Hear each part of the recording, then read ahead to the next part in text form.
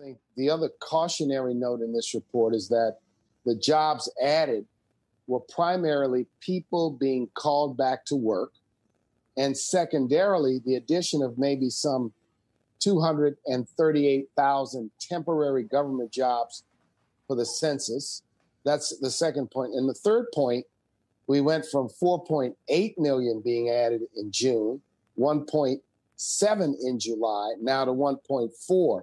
So obviously, the effect of the stimulus has driven some of the addition of jobs. And as those unemployment, if you will, additional $600 a month expires and the stimulus begins to wear off, what does this hold for the future?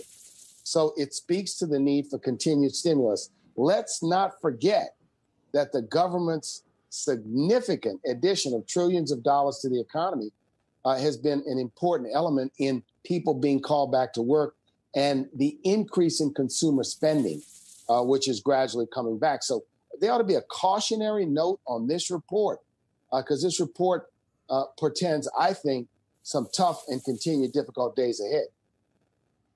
And obviously, we still have many, many millions more Americans unemployed than we did at the beginning of this year, let alone at this time last year, as we look back to see, while there is progress in recovering from March and April, we're not back to where we were.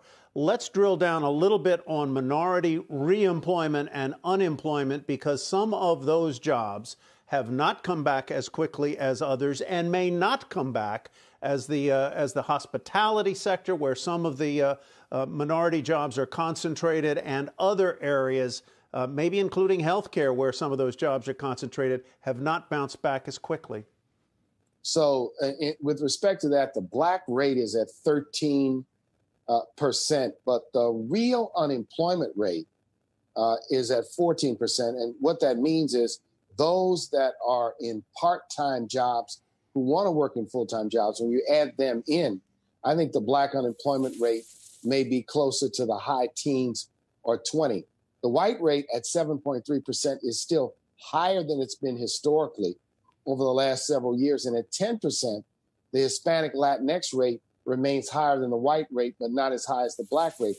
There's no doubt we're seeing, as people are called back to work, the hospitality sector, the service sector, the restaurant sector still lags behind. And a continuing concern that we have is, as cooler months lie ahead, we cannot predict what the impact will be on COVID-19 and whether the number of cases may necessarily spike, therefore causing further, if you will, reversals of some of the efforts to reopen the economy. Witness what's happened with many colleges and universities.